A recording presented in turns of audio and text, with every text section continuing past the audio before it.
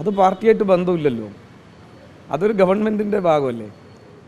ഗവൺമെൻറ്റിൻ്റെ ഒരു കോർപ്പറേഷൻ പദവിയാണല്ലോ അത് പാർട്ടി കൊടുത്ത പാർട്ടിയുടെ ഒരു സ്ഥാനം കൊടുത്തതുപോലെ, പാർട്ടിയുടെ ഒരു ഉത്തരവാദിത്വം കൊടുക്കുന്ന പോലെയല്ല, ചുമതല കൊടുക്കുന്ന പോലെയല്ല.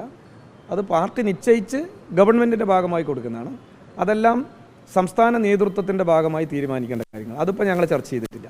ഇന്ന് ഈ JP നദ്ദ പല പ്രമുഖരുമായി ജില്ലയിൽ കൂടിക്കാഴ്ച നടത്തുന്നുണ്ട്. അത് ഈ ഒരു തെരഞ്ഞെടുപ്പുമായി ബന്ധപ്പെട്ട് മണ്ഡലം പിടിച്ചെടുക്കാനുള്ളൊരു ശ്രമങ്ങളൊക്കെ തുടങ്ങി എന്നുള്ളതാണ്. എവിടെ? പാലക്കാടാണ്. അതിപ്പോൾ അവരുടെ പാർട്ടിയുടെ ഒരു കാര്യങ്ങളല്ലേ. ഞങ്ങളൊക്കെ അത്തരം പ്രവർത്തനങ്ങൾ തെരഞ്ഞെടുപ്പ് സമയത്ത് നടത്താറുള്ളതാണല്ലോ. BJPയും അങ്ങനെ ചെയ്യുന്നുണ്ടാവും. അതിൻ്റെ ഭാഗമായിട്ടായിരിക്കും അവരുടെ അഖിലേന്ത്യാ അധ്യക്ഷൻ പ്രത്യേക ആളുകളെയൊക്കെ കാണുന്നത്. അതൊരു തെരഞ്ഞെടുപ്പിൻ്റെ ഭാഗമായി ചെയ്യുന്ന പ്രവൃത്തിയായിട്ടായിരിക്കും എനിക്ക് തോന്നുന്നത്. RSSൻ്റെ ബൈഠക്ക് ഞാൻ അതിൻ്റെ അപ്പുറമുള്ള ബൈഠക്ക് വെച്ചാലും പാലക്കാടിന് ഒരു രാഷ്ട്രീയ ചരിത്രമുണ്ട്. അതിലൊന്നും ഒരു പാലക്കാടിൻ്റെ ഇടതുപക്ഷ മനസ്സിനെ പരിപൂർണമായും തകർക്കാനൊന്നും ഏത് ബൈഠക്കിനും കഴിയില്ല. നിരവധി ശാഖകളുള്ള ഒരു ജില്ലയാണ് RSSന് പാലക്കാട്. അത് എത്രയോ വർഷങ്ങളായി നമ്മുടെ ജില്ലയിൽ പ്രവർത്തിച്ചു വരുന്നു. അതൊന്നും ഞങ്ങളുടെ പാർട്ടിയുടെ സ്വാധീനത്തിന് ബാധിക്കുകയോ അല്ലെങ്കിൽ തെരഞ്ഞെടുപ്പിന് ബാധിക്കുകയോ ചെയ്തിട്ടില്ല. നിങ്ങളിപ്പോൾ ഈ കഴിഞ്ഞ 18ാം ലോക്സഭാ തെരഞ്ഞെടുപ്പ് റിസൾട്ട് കണ്ട് ഈ കാര്യത്തിന് വ്യാഖ്യാനിക്കേണ്ട. അതിനൊരു രാഷ്ട്രീയ സാഹചര്യം ഉണ്ട് എന്നുള്ളത് ഞങ്ങൾ പറഞ്ഞതാണല്ലോ. പൊതുവേ പാലക്കാട് ജില്ലയിൽ RSSനൊന്നും ഒരു ചുക്കും ചെയ്യാൻ കഴിയില്ല. അതിനിപ്പോൾ അഖിലേന്ത്യാ ബൈഠക്ക് ഇവിടെ കൊണ്ട് നടത്തിയാലും പാലക്കാടിന് രാഷ്ട്രീയമായിട്ടുള്ളൊരു കർഷക തൊഴിലാളികളുടെ സമര പോരാട്ടങ്ങളുടെ അനുഭവമുണ്ട്. ആ അനുഭവത്തിൽ നിന്നാണ് പാലക്കാട് ജില്ലയിലെ ഇടതുപക്ഷ രാഷ്ട്രീയവും കമ്മ്യൂണിസ്റ്റ് പാർട്ടിയുടെ രാഷ്ട്രീയം രൂപം കൊണ്ടത്. അതിനൊന്നും ഏതെങ്കിലും ഒരു RSSൻ്റെ ബൈഠക്ക് കൊണ്ട് ഇല്ലാതാക്കാൻ കഴിയില്ല.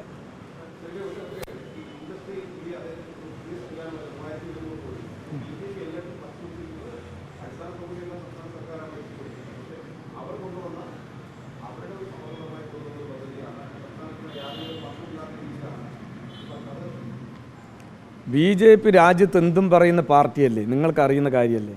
ഇപ്പോൾ നിങ്ങൾ നോക്ക്, ഇപ്പോൾ ഒരു ഈ തിരുവനന്തപുരം ജില്ലയിൽ ഇന്നത്തെ പത്രത്തിൽ വാർത്തയുണ്ട്. നമ്മുടെ ആരോഗ്യമന്ത്രി വീണ ജോർജിൻ്റെ. നിങ്ങൾ ശ്രദ്ധിച്ചിട്ടുണ്ടാവും, ഞാൻ എല്ലാ പത്രത്തിലും കണ്ടു.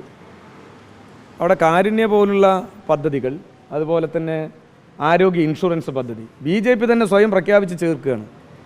മനസ്സിലായില്ലേ? ഈ ചേരുന്ന പാവപ്പെട്ട മനുഷ്യന് ഒരു ഇൻഷുറൻസും കിട്ടാൻ പോകില്ല.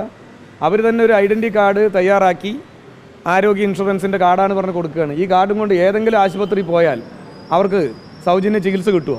ഇതാണ് BJPയുടെ രാഷ്ട്രീയം എന്ന് പറയുന്നത്. RSS നിയന്ത്രിക്കുന്നതല്ലേ. അത് തികച്ചും വർഗീയതയല്ലേ. ആ വർഗീയ രാഷ്ട്രീയം പ്രചരിപ്പിക്കുന്നവർ എന്ത് നുണയും പ്രചരിപ്പിക്കും. അപ്പോൾ 3600 കോടിയല്ല, ഒരുപാട് കോടി. ഞാൻ ചോദിക്കട്ടെ, ഈ ബഡ്ജറ്റിൽ എന്തായിരുന്നു കേരളത്തിലേക്കുള്ള മറ്റേ കേന്ദ്ര ഗവൺമെൻറ്റിൻ്റെ സമീപനം? 3600 കോടി ഫ്ലെക്സ് വയ്ക്കുന്നവർ അതിനെക്കുറിച്ചൊരു ചിന്ത വേണ്ടേ? 5 നയാ പൈസ വയനാട് ദുരന്തത്തിന് ഇത്ര നേരം തന്നിട്ടുണ്ടോ? മനുഷ്യ മനസ്സിന് നെടുക്കിയൊരു സംഭവമില്ല വയനാട് ദുരന്തം. ആ ദുരന്തത്തിൻ്റെ ഭാഗമായി പ്രധാനമന്ത്രി നരേന്ദ്രമോദി വയനാട് ദുരന്ത പ്രദേശം മുഴുവൻ സന്ദർശിച്ചു, ഹെലികോപ്റ്ററിലും. അതുപോലെ തന്നെ മറ്റേ ആ ദുരന്ത പ്രദേശവും സന്ദർശിച്ചില്ലേ? നമ്മളെല്ലാം പ്രതീക്ഷിച്ചില്ലേ? നിങ്ങളെല്ലാം വലിയ വാർത്തയായിട്ടും വിവിധ സിനിമാ നടന്മാരുടെ പോസ് പോലെയല്ലേ നിങ്ങൾ മറ്റേ നരേന്ദ്രമോദിയുടെ ആ സന്ദർശനത്തിനെ പറഞ്ഞത്? നിങ്ങളെല്ലാവരും പറഞ്ഞല്ലോ, മാധ്യമങ്ങൾ മുഴുവൻ ഇപ്പോൾ പ്രഖ്യാപിക്കും, ഇപ്പോൾ പ്രഖ്യാപിച്ചോ?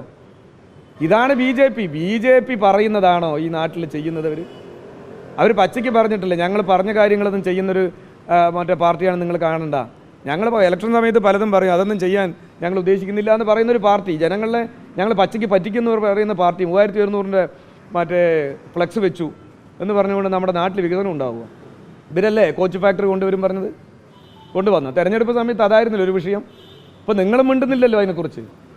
ഇപ്പോൾ railway division, Palakkad railway division ഇല്ലാതായി. നിങ്ങൾ ആരെങ്കിലും അതിനെ കുറിച്ച് മിണ്ടുന്നുണ്ടോ? ഞങ്ങളുടെ എന്തെങ്കിലും ഒരു ചെറിയ സംഘടനാപരമായ ഈ പറഞ്ഞ നടപടികൾ വന്നാൽ നിങ്ങൾ അതിൻ്റെ പിറകിലാണ്. നിങ്ങൾ ഇതിനേക്കാളും കൂടുതൽ ഈ പാലക്കാട് ജില്ലയിലെ വികസനവുമായി ബന്ധപ്പെട്ട കാര്യങ്ങൾ ഇലക്ഷൻ സമയത്ത് വിവിധ രാഷ്ട്രീയ പ്രസ്ഥാനം ഞങ്ങളും പറഞ്ഞിട്ടുണ്ട്. ഞങ്ങളും പറഞ്ഞിട്ടുണ്ട്, കോൺഗ്രസ് പറഞ്ഞിട്ടുണ്ട്, അതുപോലെ BJP പറഞ്ഞിട്ടുണ്ട്. എന്തേ നിങ്ങൾ ആരും അതിനെക്കുറിച്ച് മിണ്ടാത്തത്? ബെമലിപ്പോൾ പരിപൂർണമായും വിൽപ്പനയ്ക്ക് വയ്ക്കുകയല്ലേ. ഇപ്പം നിങ്ങളതൊന്നും പറയില്ല. ഇതാണ് നിങ്ങളുടെയും രീതി. നിങ്ങളും ഒരു സത്യസന്ധമായി മാധ്യമ പ്രവർത്തനം നടത്തുന്നുവെന്ന് അവകാശപ്പെടുന്നവരല്ലേ, എന്നിട്ട് ഇതൊന്നും ചെയ്യുന്നില്ലല്ലോ. അപ്പം അതുകൊണ്ട് BJP 3200 കോടിയല്ല 33,000 കോടി രൂപയുടെ വികസനം പറയും, പക്ഷെ അതൊന്നും നമ്മുടെ നാട്ടിൽ വരില്ല എന്നുള്ളതാണ് യാഥാർത്ഥ്യം. അതായത് ഇൻഡസ്ട്രിയൽ സ്മാർട്ട് സിറ്റി പദ്ധതിയും യാഥാർത്ഥ്യമാവില്ല, അതൊന്നും കാര്യമായിട്ടില്ല. ഇൻഡസ്ട്രിയൽ സ്മാർട്ട് സിറ്റി പദ്ധതി ആരാ പ്രഖ്യാപിച്ചത്? കഴിഞ്ഞ ദിവസം അനുമതി നൽകിയത് കേന്ദ്ര സർക്കാരാണ്. അതെ, ആരാണ് പ്രഖ്യാപിച്ചത്? കേരള ഗവൺമെന്റ് അല്ലേ. അതായത് കോയമ്പത്തൂർ വ്യവസായ ഇടനാഴിയല്ലേ പറയുന്നത്, അല്ലേ? അപ്പോൾ അല്ല, ഞാൻ പറഞ്ഞോട്ടെ, അതായത് കേരള ഗവൺമെന്റ് ആണ് പ്രഖ്യാപിച്ചതെങ്കിൽ അത് നടപ്പിലാക്കാനുള്ള പദ്ധതിയാണ്, മനസ്സിലായില്ലേ?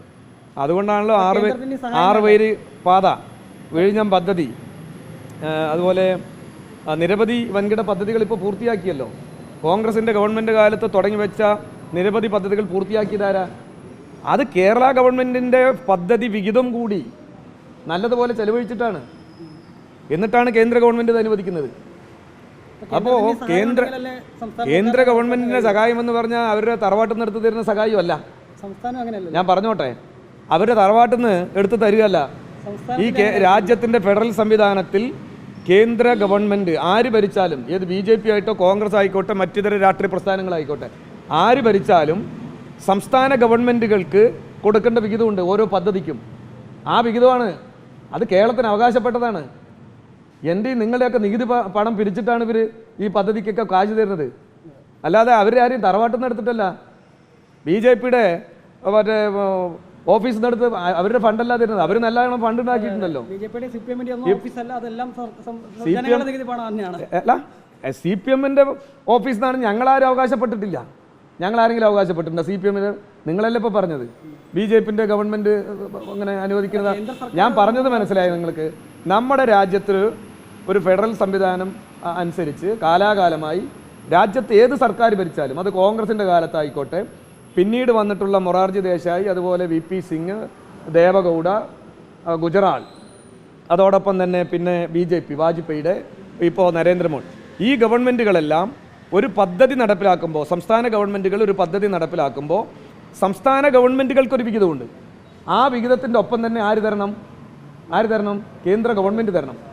അത് ആരുടെയും വീട്ടിൽ നിന്ന് എടുത്തിട്ടല്ല, കേന്ദ്ര ഗവൺമെൻറ് ഭരിക്കുന്ന ഏതെങ്കിലും രാഷ്ട്രീയ പ്രസ്ഥാനത്തിൻ്റെ വീട്ടിൽ നിന്ന് എടുത്തിട്ടല്ല. ഞങ്ങളാരും അത് പറഞ്ഞിട്ടില്ല. നിങ്ങളിപ്പോൾ 3200 കോടി ഉറുപ്പിൻ്റെ പറഞ്ഞല്ലോ, ഇപ്പോൾ ഒരു ലേഖകൻ ചോദിച്ചല്ലോ, എന്താണ് അതിൻ്റെ പൊതുസ്ഥിതി പറയും? നിങ്ങൾ ജനം TV ആയതുകൊണ്ട് അത് പറയുന്ന ബാധ്യതയുള്ളവരല്ലേ, ഒന്ന് പറയും. അതല്ലേ നിങ്ങൾ പറയേണ്ടത്. ഇപ്പോൾ തെരഞ്ഞെടുപ്പ് സമയത്ത് BJPയുടെ സ്ഥാനാർത്ഥി കോച്ച് ഫാക്ടറിയെ കുറിച്ച് പറഞ്ഞല്ലോ. ഇപ്പോൾ ഇവിടെ കോച്ച് ഫാക്ടറി ഉണ്ടോ? എയിംസിനെ കുറിച്ച് പറഞ്ഞല്ലോ. ഇതാ എയിംസ് ഇപ്പൊ അല്ല, ഞാൻ പറയട്ടെ, പാലക്കാട് പേരെന്ന് പറഞ്ഞിട്ടുണ്ടോ? പാലക്കാട് പേരെന്ന് പറഞ്ഞിട്ടുണ്ടോ? സുരേഷ് ഗോപി ഇപ്പോൾ ഈ മറ്റേ മനോരമയുടെ കോൺക്ലേവിൽ പങ്കെടുത്തുകൊണ്ട് പറഞ്ഞത്, അത് വന്നില്ലെങ്കിൽ ഞാൻ രാഷ്ട്രീയം ഉപേക്ഷിക്കുന്നതാണ്. അത് എവിടെ വരുമെന്ന് പറഞ്ഞിട്ടില്ല. നിങ്ങളുടെ സ്ഥാനാർത്ഥി, അതായത് BJPയുടെ സ്ഥാനാർത്ഥി ഇവിടെ ഇലക്ഷൻ സമയത്ത് പറഞ്ഞത് എയിംസ് പാലക്കാടിന് എന്ന് പറഞ്ഞിട്ടാണ് പ്രചരണം നടത്തിയത്. അതിനല്ലേ ഉത്തരം പറയണ്ടേ? ദൈനംദിനം രാഷ്ട്രീയ പ്രവർത്തനം നടത്തുന്ന ഒരു പാർട്ടി എന്ന നിലയ്ക്ക് ജനങ്ങളോടുള്ള ഉത്തരവാദിത്വം ഇല്ലേ? വെറുതെ തെരഞ്ഞെടുപ്പ് സമയത്ത് വാഗ്ദാനം പറഞ്ഞുകൊണ്ട് പോകണമെന്നാണോ? അപ്പോൾ അത് നിങ്ങൾ കൂടി സഹകരിക്കണം. ജനം TV ആയതുകൊണ്ട് പിന്നെ നിങ്ങൾക്ക് പരിമിതി ഉണ്ടല്ലോ.